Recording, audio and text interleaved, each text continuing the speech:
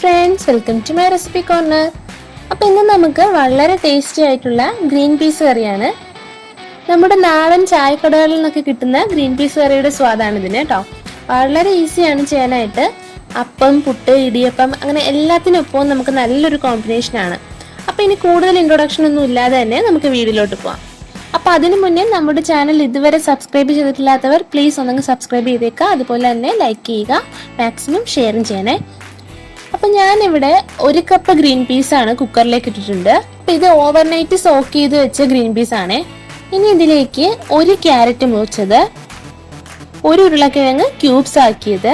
ഇനി ഗ്രീൻ പീസിന് മുകളിൽ നിൽക്കുന്ന തരത്തില് വെള്ളം ഒഴിച്ചു കൊടുക്കാം. ഇനി 1/2 ടീസ്പൂൺ ഉപ്പ്, 1/4 ടീസ്പൂൺ മഞ്ഞൾപ്പൊടി. ഇനി നന്നായി ഒന്ന് മിക്സ് ചെയ്ത് കുക്കർ മൂടി ഒന്നങ്ങ് വേവിച്ചെടുക്കാം.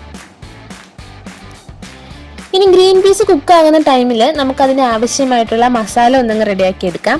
അപ്പൊ അതിനായിട്ട് ഞാനിവിടെ ഒരു കടായി അടുപ്പത്ത് വെച്ചിട്ടുണ്ട്. 2 ടേബിൾ സ്പൂൺ വെളിച്ചെണ്ണ ഒഴിച്ചിട്ടുണ്ട്.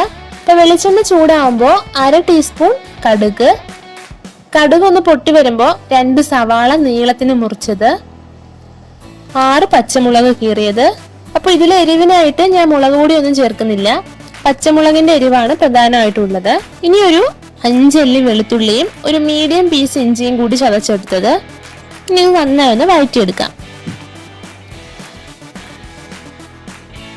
ഇനി ഇതൊന്ന് വാടി വരുന്ന നേരം കൊണ്ട് ഇതിലേക്ക് ഒരു 1/2 കപ്പ് തേങ്ങയും 1/2 ടീസ്പൂൺ പെരിഞ്ജീരകവും ചേർത്ത് നന്നായി ഒന്ന് അരച്ചെടുക്കാം. അപ്പൊ ഇതേ സവാള നന്നായിട്ട് വാടി വന്നിട്ടുണ്ട്.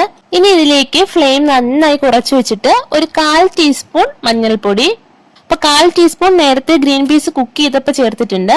ഇനി ഒരു 1.5 ടേബിൾ സ്പൂൺ മല്ലിപ്പൊടി.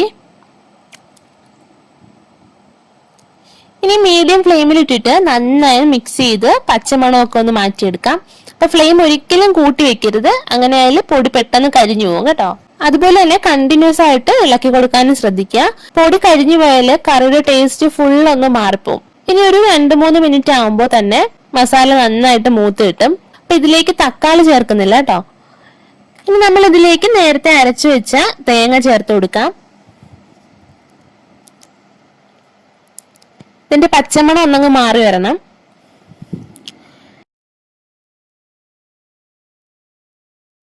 ഇപ്പൊ ഇതിലേക്ക് 1/2 ടീസ്പൂൺ ഗരം മസാല പൊടി കൂടി ചേർത്ത് കൊടുക്കാണ്. ഇപ്പൊ ഇത് തേങ്ങയുടെ പച്ചമണമൊക്കെ ഒന്നങ്ങ് മാറി വന്നിട്ടുണ്ട്.